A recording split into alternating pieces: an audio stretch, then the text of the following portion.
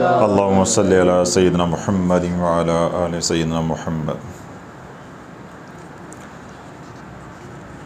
शेख अब्दुल वाहिद रहमतुल्लाह अलैह शेख हसन बसरी रहमतुल्लाह अलैह के मुरीद भी हैं और ख़लीफ़ा मजाज भी हैं। आप फरमाते हैं कि मैं हज पे गया तो मेरा वास्ता एक हाजी से पड़ा, यानी मेरी एक मुलाकात जो है हाजी से हुई। तो गर्मियों के अयाम थे, यानी आजकल का मौसम था, तो हर कोई प्यास से बिलक रहा था, यानी प्यास की शिद्दत थी गर्मी की वजह से। तो जिस हाजी से मैं मिला, जिस शख्स से मैं मिला, वो बड़ा मुतमईन बैठा हुआ था, बड़ा फ़ारूक साहब मुतमईन बैठा हुआ था और दुरूद पाक पढ़ने में मशगूल था। तो मैंने उस शख्स को जाकर कहा, यानी उस हाजी को जाकर कहा कि तुझे गर्मी नहीं लगती, तुझे प्यास नहीं लगती? कि हर कोई पानी से जो है वो तरस रहा है, प्यासा है, यानी वो चाहता है कि मुझे पानी जो है वो मिले। तो तुम्हें ना तो गर्मी परेशान कर रही है और ना तुम्हें प्यास लगती है, ना मैं तुम्हें जो है वो पानी किसी से मांगते देखा है।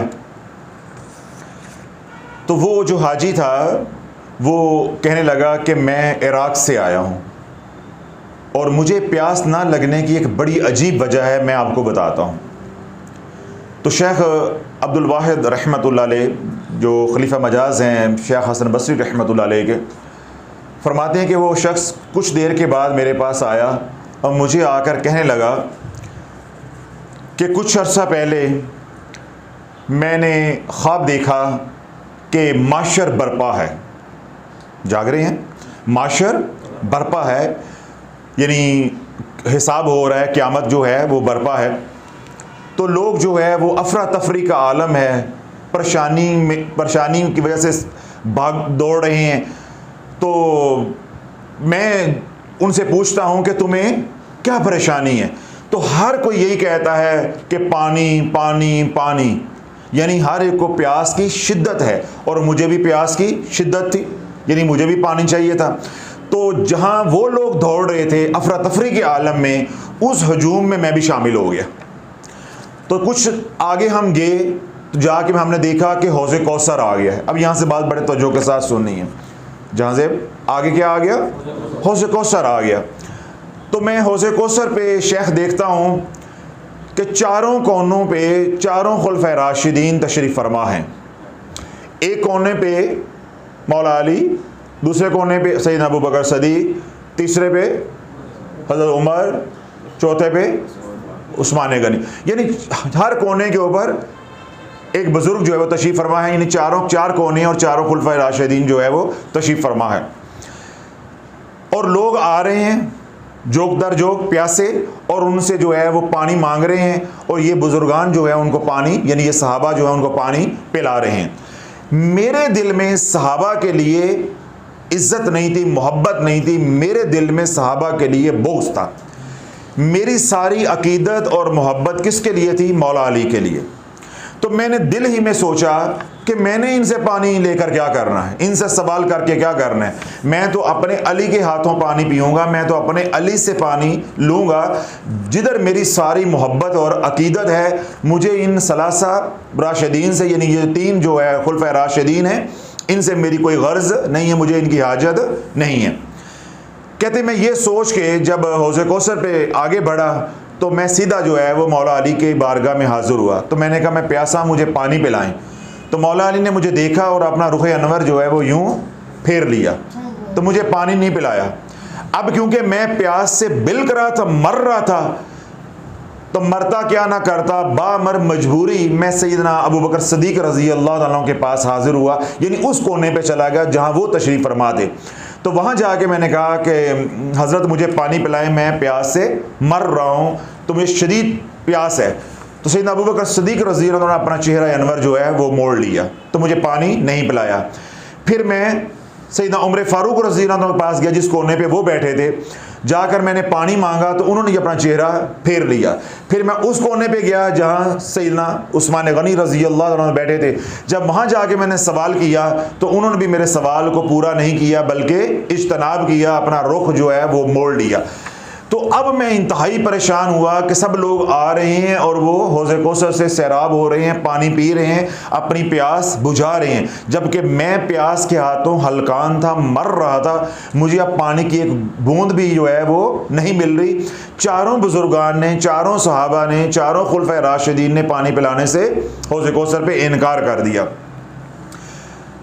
शेख अब्दुल वाहिद रहमतुल्लाह फरमाते हैं कि फिर वो कहने लगा कि जब मैं इस हाल में था बेयारो मददगार, अब मेरा कोई वाली वारस तो था नहीं, तो मेरी नज़र हुज़ूर अलैहिस्सलातु वस्सलाम पे पड़ी।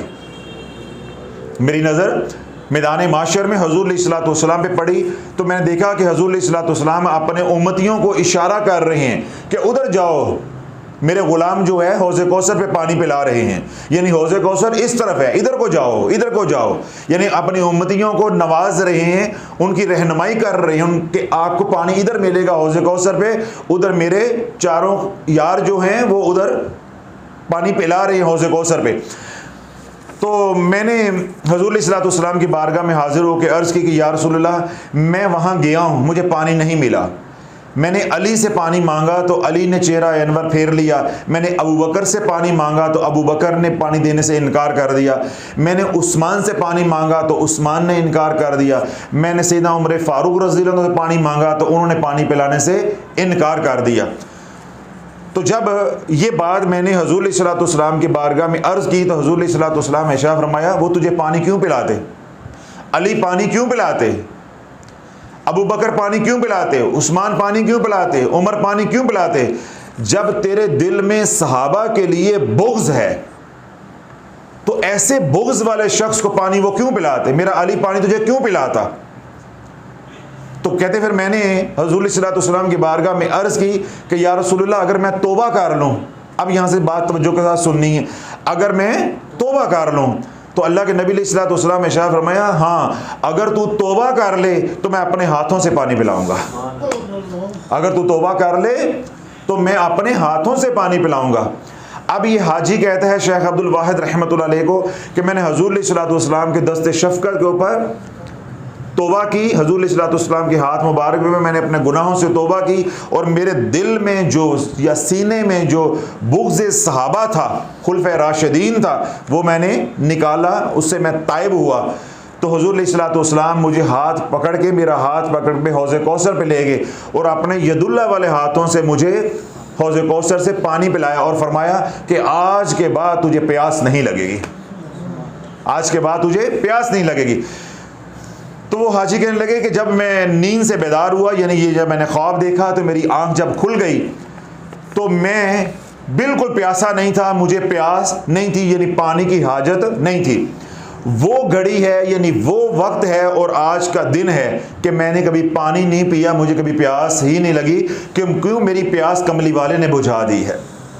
मुझे हौज़े कौसर से पानी पिला के मेरी प्यास को मरते दम तक के लिए जो है वो बुझा दिया है। फिर वो हाजी कहने लगा कि जब मैंने ये ख्वाब देखा, मेरे साथ ये मामला हुआ, तो सुबह उठ के अलल सुबह मैंने अपने रिश्तेदारों को, अहल व अयाल को बताया कि मेरे साथ ये मामला हुआ है, आज के बाद जो तुम में से ताइब हो जाए उसके साथ मेरा ताल्लुक़ होगा, जो ताइब नहीं होता उसके साथ मेरा आज के बाद कोई ताल्लुक़ नहीं है। तो कहने लगे कि चंद मेरे ख़ानदान के लोग जो है वो मेरी बात को सुन के ताइब हो गए, यानी उन्होंने अपने सीने से जो बुग़्ज़ था सैयदना अबू बकर का, सैयदना उस्मान का, सैयदना उमर फारूक रज़ियल्लाहु अन्हु का, वो बुग़्ज़ निकाल दिया, यानी बुग़्ज़ सहाबा से तौबा ताइब हो गए। तो वो मेरे साथ हो गए, बाकी सारे ख़ानदान से मैं अलग हो गया। लेकिन उसका सिला मुझे ये मिला है कि जिस दिन का मैंने हुज़ूर अलैहिस्सलातु वस्सलाम के हाथों से पानी पिया है, आज तक मुझे प्यास नहीं लगी। तो अव्वलो अर्ज़ करने का मकसूद और मतलूब ये है कि हमने तमाम सहाबा से मोहब्बत करनी है, तमाम सहाबा से मोहब्बत करनी है। इसलिए करनी है कि उनसे अल्लाह उसके रसूल मोहब्बत करते हैं। जो उनके बाहमी इख्तलाफात हैं वो जाने, हुज़ूर अलैहिस्सलातु वस्सलाम जाने और रब जाने। ना हम मौके पे मौजूद थे, ना हमारे से कोई सवाल होना है, जाने वाले इस दुनिया से चले गए। जो वो मुबारक ज़िंदगी छोड़ के गए हैं, आप उसकी बात करो, उनकी तालीमात की बात करो, उनके इख्तलाफात की बात नहीं करो। हमारे लिए सारे सहाबा, जिस तरह आजकल सहाबा को दो हिस्सों में तकसीम कर दिया गया है, कोई उठ के नारा लगाता है जी दर वाले, कोई कहता है जी घर वाले। यानी अजीब उम्मत के अंदर जो है वो तकसीम कर दी गई है। तो जो दर वाले हैं वो तो सब समझ रहे हैं, जो घर वाले हैं, क्या दर वाले सहाबा हैं तो घर वाले सहाबा नहीं है? क्या मौला अली जो हैं वो घर वाले हैं तो क्या वो सहाबी रसूल नहीं है? हसनैन करीमैन हैं तो वो घर वाले हैं तो क्या वो सहाबी नहीं है? हम तो बात सहाबा की कर रहे हैं। तो असल में ये ऐसा जहर है जो उम्मत के अंदर धीरे धीरे भरा जा रहा है कि दर वाले हैं और घर वाले हैं, ताकि आगे जाके यही उम्मत के अंदर लोग उठेंगे, फितरे को आगे बढ़ाएंगे कि हम दर वालों को मानते हैं, हम घर वालों को नहीं मानते। कोई कहेगा हम घर वालों को मानते हैं, हम दर वालों को नहीं मानते। यानी पहले खामोश तरीके से सहाबा को दो हिस्सों में तकसीम कर दिया गया है, और बाद में फितना जब अल्लाह ना करे और आगे बढ़ेगा तो क्या होगा? कोई दर वालों के पीछे चल पड़ेगा, वो कहेगा जी मैं घर वालों को नहीं मानता, कोई कहेगा जी मैं घर वालों को मानता हूं, मैं दर वालों को नहीं मानता। सैयदना अबू बकर सदीक रजी अल्लाह ताला अन्हु और उमर फारूक रजी अल्लाह ताला अन्हु और सैयदना उस्मान गनी रजी अल्लाह ताला अन्हु, ये जो तीनों सहाबा हैं इनको क्या कहते हैं कि ये दर वाले हैं, और मौला अली कौन है? घर वाले हैं। चले ये बात यहां ख़त्म कर दें। ये जो तीनों बुजुर्गान हैं, तीनों सहाबा हैं, सैयदा आयशा रजी अल्लाह ताला अन्हा किन की बेटी हैं? वो अब दर वाले रह गए हैं। जिन्होंने अपनी बेटी दी हुई है वो इस खानदान के साथ शामिल हो गए हैं। तो आपका चचा, ताया, ससुर आपका आए तो आप क्या कहेंगे कि बाहर रहो, तुम घर वाले नहीं हो, तुम दर वाले हो? सैयदा उमर फारूक रज़ी अल्लाह ने क्या दी हुई है? अपनी बेटी दी हुई है। तो क्या उनको हुज़ूर अलैहिस्सलातु वस्सलाम ये बात इरशाद फरमाएंगे माज़अल्लाह कि तुम घर वाले नहीं हो, तुम दर वाले हो, तुम बाहर हो? यानी आप अल्लाह को अपने ऊपर रख के सोचो कि आपका ससुर घर आता है तो आप ससुर को कहेंगे जी आप गैर हैं? जब रिश्तेदारी हो गई तो वो घर वाले हो गए। और उस्मान गनी हैं, उनको दो बेटियां अता की हुई हैं, उनको दो बेटियां अता की हुई हैं। तो कोई अपने बहनोई को या कोई अपने दामाद को ये कहेगा कि तू घर वाला नहीं है, तू गैर है, तू बाहर है? अल्लाह वालों, ये ऐसा वो फितना है जो उम्मत के अंदर खामोश तरीके के साथ ये बीज बोया गया है कि सहाबा को दो हिस्सों में तकसीम करो, नारा लगाओ एक घर वाले हैं और एक दर वाले हैं। फिर क्या होगा कि जब ये बात उम्मत पचा जाएगी, इस पे कोई रद्द अमल नहीं आएगा, तो फिर क्या होगा? एक कहेगा जी हम दर वालों को मानते हैं, हम घर वालों को नहीं मानते। एक कहेगा जी हम घर वालों को मानते हैं, हम दर वालों को नहीं मानते। ये भी अपनी आखिरत बर्बाद कर बैठेंगे और ये भी अपनी आखिरत बर्बाद कर बैठेंगे। हम तो अल्लाह वालों बात कर रहे हैं रदियल्लाहु अन्हुम व रदू अन, जिनके बारे में कुरान उतरा है, सहाबा के बारे में कुरान उतरा है। बाकी जहां तक बात है कि अहले बैत की मोहब्बत हमारे ईमान का हिस्सा है, ये फौकियत अहले बैत को हासिल है, ये इम्तियाज़ उनका है, ये शान अल्लाह रब्बुल इज़्ज़त ने अहले बैत को दी है, आले रसूल को दी है। जो आले रसूल का आगे मकाम है वो अलग है। हम तो बात कर रहे हैं कि क्या आले रसूल यानी मौला अली, हसनैन करीमैन, खातून जन्नत, क्या वो सहाबा नहीं है? हम तो बात सहाबा की कर रहे हैं। तो आप इनको तकसीम नहीं करें, उससे क्या होगा कि लोगों के अंदर जहालत की वजह से ये जाकिर हैं, मुल्ला हैं, ये क्या करते हैं कि अपनी मजालस के अंदर गरमैश पैदा करने के लिए, लोगों से पैसे बटोरने के लिए, इसी तरह अहले सुन्नत के अंदर जो राफजी हैं उन्होंने ये बात को जो है अहले सुन्नत के अंदर जो है परवान चढ़ाया है। घर वाले हैं, जिद्दार वाले हैं, उस पर मुनकबत भी लिखी जा रही हैं, कलाम भी पढ़े जा रहे हैं और इस नज़रिए को, इस फ़िक्र को बढ़ाया जा रहा है। तो अल्लाह वालों, किसी के दिल में कोई ऐसी बात या सहाबा के बारे में तकसीम का शायबा भी है तो अल्लाह वालों तौबा कर लो, मरने से पहले तौबा कर लो। जब अल्लाह उसके रसूल राज़ी हैं उनसे, तुम में कौन होते हैं कि उंगलियां उठाने वाले? हम कौन होते हैं? या हमारे पास कौन सा अख्तियार आ गया है कि हम एक तरफ जो है हज़रत अली रज़ी अल्लाह तआला को और एक तरफ सैयदना अमीर माविया रज़ी अल्लाह को बिठा के अदालतें लगाएं? अपनी औकात देखो, अपनी औकात देखो। तुम्हारी औकात तो ये है कि तुम होटल पे, ढाबे पे खाना खाओ, तुम्हें ग्रेवी कोई नहीं देता। तुम्हारी औकात तो ये है। घर में दूसरी बार सालन मांग लो, तुम्हें सालन नहीं मिलता, ये औकात है। तो अदालत में, अपनी अदालत में पेशी के लिए किसको बुला रहे हो? हमें क्या अख्तियार पहुंचता है? जो चले गए सो चले गए, अल्लाह के पास चले गए, अल्लाह का मामला है। अल्लाह चाहे तो दरगुजर कर दे, अल्लाह चाहे तो किसी की पकड़ करे, ये रब के फैसले हैं। अपनी फिक्र करो, अपनी फिक्र करो। और अगर किसी का सैयदना अमीर माविया रज़ी अल्लाह के साथ जो है वो मैलान नहीं होता, उधर उनसियत नहीं है, मोहब्बत नहीं है, तो कम अज़ कम अपनी ज़ुबान बंद रखो। मोहब्बत करनी तो मौला अली से करो। अल्हम्दुलिल्लाह हम नहीं करते। तमाम अहले तरीक़त जो है वह मौला अली से डट के मोहब्बत करते हैं। क्यों? हम उनके दर के ज़रिए हजूर के दर पे पहुँचते हैं। जो भी अहले तरीक़त होगा, जो भी साहिब निस्बत होगा, उसका सफ़र किधर से शुरू होगा? अपने शेख से होता हुआ गौसे पाक रज़ी अल्लाह के पास पहुंचेगा, और वहां से मौला अली से हजूर अलैहिस्सलातु वस्सलाम। तो हर साहिब निस्बत यानी अहले तरीक़त जो है वो मौला अली से मोहब्बत करते हैं। लेकिन इस मोहब्बत का मतलब ये तो नहीं है कि दूसरे सहाबा की तौहीन चोरी कर दी जाए। जिनको आप नहीं जानते, ये तबीयत का मैलान नहीं है, तो आप खामोश रहे। उनकी बिलअमूम जो है वो उनका एहतराम करें, ताज़ीम करें कि वो भी हुजूर के ग़ुलाम है, वो भी हुजूर के ग़ुलाम है। अब जो ताज़ीम है, अकीदत है, वो हमने किसके साथ रखनी है? तमाम सहाबा के साथ बिला तफरीक। मोहब्बत किससे करनी है? अहले बैत से। उसकी वजह मैंने बता दी है कि अहले बैत की मोहब्बत हमारे ईमान का जुज़ है, हमारे ईमान का हिस्सा है। अकीदत सबके साथ, एहतराम अदब सबके साथ। जिस तरह अहले तरीक़त को या साहिब निस्बत को ये बात समझाई जाती है कि इज़्ज़त, एहतराम, अदब तमाम बुजुर्गान का कर रहे हैं, मोहब्बत अपने पीर के साथ करनी है। या जो दुनियादार हैं उनके लिए यूं बात होती है कि हर बड़े का अदब करना है, हर बड़े का अदब करना है, एहतराम करना है, लेकिन मोहब्बत और बात सिर्फ अपने बाप की माननी है।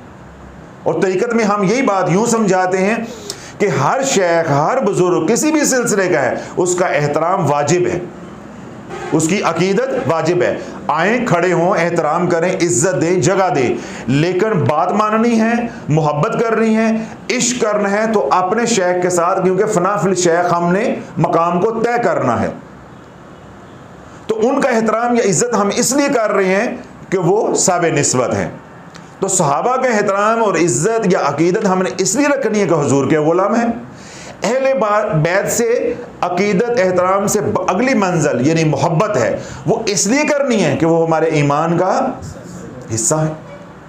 तो इसमें अल्लाह वालों कोई तफरीक अपने जहन में नहीं रखनी, नहीं तो फिर इस अंजाम के लिए तैयार हो जो, इस अंजाम के लिए तैयार हो जो। अल्लाह रब्बुल इज़्ज़त मुझे आपको इस फटकार से, इस लानत से, इस फितने से जो है महफूज फरमाए, हमारे यहाँ आने वाली नस्लों को महफूज फरमाए। अल्लाह हमारे दिल में सहाबा का प्यार और अहले बैत की मोहब्बत जो है वो भर दे, ताकि हम जो है इस फितने से बचे रहें। तो अल्लाह वालों अर्ज़ करने का मतलब ये है, मकसूद ये है कि जहाँ कोई काम नहीं आता वहाँ कमली वाला काम आता है, जहाँ कोई काम नहीं आता वहाँ कमली वाला काम आता है। अब ये शख्स जिसको, या ये हाजी जिसको हुज़ूर अलैहिस्सलाम ने अपने हाथ मुबारक से जो है वो हौज़ कौसर से पानी पिलाया है, इसकी प्यास बुझाई है। अब उसके ऊपर करम कितना किया है कि करम की इंतहा कर दी है कि अब सारी ज़िंदगी उसको तादा मौत प्यास नहीं लगेगी। अल्लाह वालों अगर दुरूद पाक पढ़ रहे हो, हुज़ूर से मोहब्बत कर रहे हो, तो ये नफ़ा हो रहा है, ये नफ़ा हो रहा है। और जो बुग़्ज़ सहाबा था, जब तौबा कर ली तो अल्लाह ने उससे भी पाक कर दिया, और उसके ऊपर इनाम कितना बड़ा दे दिया कि अपने महबूब के हाथों से पानी पिला दिया इस दुनिया में। तो अगर आप अपने गुनाहों से तौबा कर लेते हैं, अपने गुनाहों से तौबा कर लेते हैं, तो अल्लाह वालों कमली वाले पे दिन रात उठते बैठते दुरूद पढ़ते हो, तो मुझे बताओ क्या दुनिया की कोई परेशानी रह जाएगी, कोई तकलीफ रह जाएगी? जब इतनी मुश्किल घड़ी मैदाने माशर की उस शख्स की वो अल्लाह ने हल कर दी है, उस मुसीबत से अल्लाह ने निकाल दी है अपने महबूब अलैहिस्सलाम के सदक़े। तो जब हम इस दुनिया में रहते हुए अपने गुनाहों से तौबा कर लेते हैं, ताइब हो जाते हैं, और दिन रात हम कमली वाले पे दुरूद पढ़ते हैं, तो बताएं जादू रह जाएगा?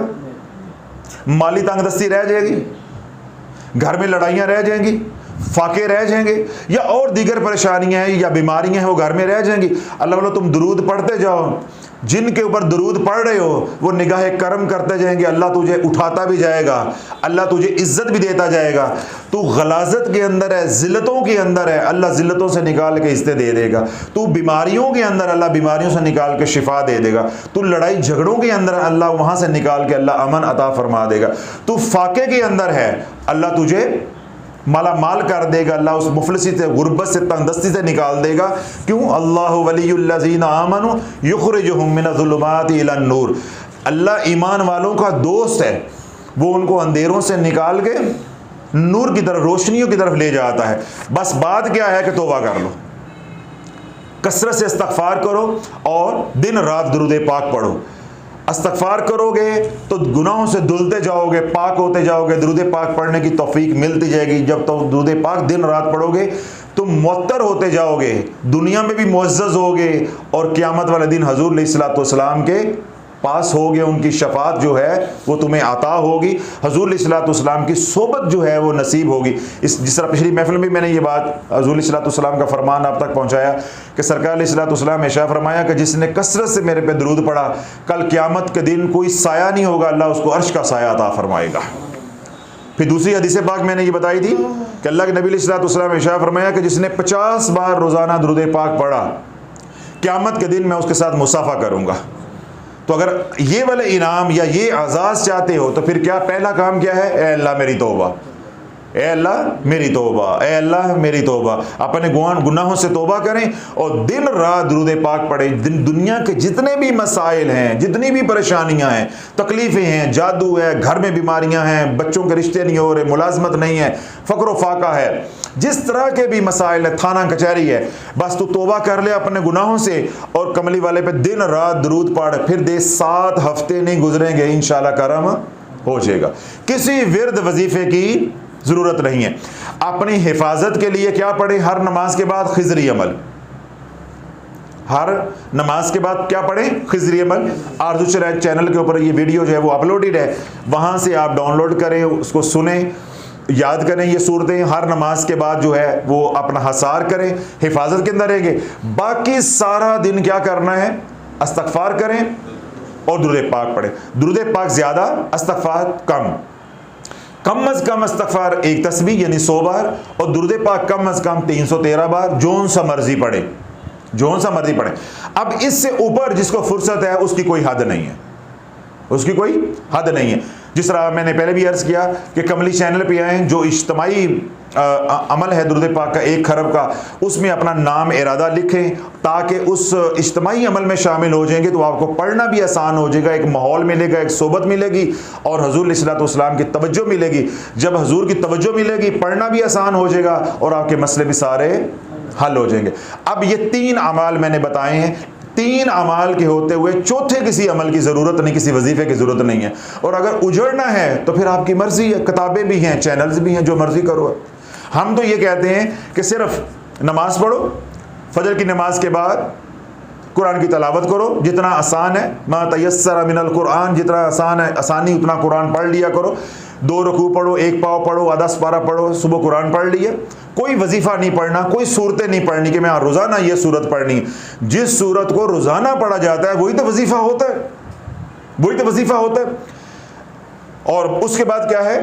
कम अज़ कम दिन में 100 बार इस्तग़फ़ार और कम अज़ कम दिन में 313 बार दुरूद पाक। और ज़्यादा से ज़्यादा कितना है? कोई हद नहीं, कोई तादाद नहीं। रोज़ाना 10,000 मरतबा पढ़ें, इस्तग़फ़ार रोज़ाना 1000 बार पढ़ें। ये आपके ऊपर है और अल्लाह की तौफ़ीक़ के ऊपर, जितना अल्लाह हमें तौफ़ीक़ अता फ़रमा दे। अल्लाह मुझे भी आपको भी इस अमल की तौफ़ीक़ अता फ़रमाए कि अल्लाह रब्बुल इज़्ज़त जो है इस दुनिया में भी हज़ूर अलैहिस्सलातु वस्सलाम की ख़ास निगाह करम हमें अता फ़रमाए और कब्र में हज़ूर अलैहिस्सलातु वस्सलाम की पहचान अता फ़रमाए और हशर में हज़ूर अलैहिस्सलातु वस्सलाम की शफ़ाअत अता फ़रमाए। अल्लाह वो कमली वाले की शफ़ाअत का ये आलम है। मैंने अल्लाह वालों से ये बातें सुनी, मेरे रोंगटे जो है वो खड़े हो गए कि क़यामत का दिन होगा, वो लोग जो हज़ूर अलैहिस्सलातु वस्सलाम की उम्मत में से बग़ैर शफ़ाअत के, यानी उनके आमाल इतने होंगे अच्छे कि वो बग़ैर हिसाब के जन्नत में चले जाएंगे, बग़ैर हिसाब के जन्नत में चले जाएंगे। उनसे कोई मुआख़ज़ा नहीं होगा कि नहीं उन्होंने अच्छी ज़िंदगी गुजारी होगी। लेकिन वो जन्नत में नहीं जाएंगे। क्या करेंगे? वो जन्नत में नहीं जाएंगे। जन्नत के दरवाजे पे खड़े हो जाएंगे कि हमने रिजवान बुलाएगा, वो रिजवान को कहेंगे हमने अंदर नहीं जाना। क्यों? जब हम अंदर जाएंगे तो कोई क्या कहेगा? मुझे मेरे अली ने बख्शवाया है। मुझे किसने बख्शवाया है? मेरे अली ने बख्शवाया है।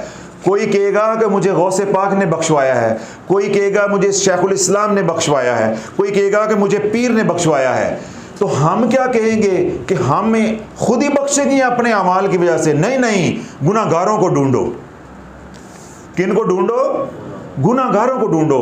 तो वो गुनाहगारों को ढूंढेंगे कि तू मुझे अपने 10 20 50 100 गुनाह दे दे, मेरी नेकियां ले ले, मेरी नेकियां ले ले, अपने गुनाह दे दे, ताकि मैं गुनाहगार बन जाऊं। तो मेरी शफाअत हुजूर अलैहिस्सलातु वस्सलाम करेंगे। जब मैं जन्नत में जाऊंगा तो कोई कह रहा होगा मेरे पीर ने बख्शवाया, पीर मेरे लिए बख्शवाया, शेखुल इस्लाम ने बख्शवाया, गौसे पाक ने बख्शवाया, हसन बख्शी ने बख्शवाया। तब मैं भी खड़े होकर कहूँगा मुझे कमली वाले ने बख्शवाया है, मुझे कमली वाले ने बख्शवाया है।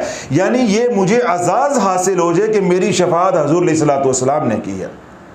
हालांकि वो बगैर हिसाब के जन्नत में जाने वाले होंगे। यानी ऐलान हो जाएगा कि इनको बगैर हिसाब के जन्नत में ले जाओ। वो कहेंगे हम नहीं जाते, हम जाएंगे हुजूर की शफाअत से। तो अल्लाह क़यामत वाले दिन हमें कमली वाले की शफाअत अता फरमाए। तो उसके लिए क्या है कि दिन रात हुजूर अलैहिस्सलातु वस्सलाम पे दुरूद पाक पढ़े। अल्लाह मुझे भी आपको भी अमल की तौफीक अता फरमाए।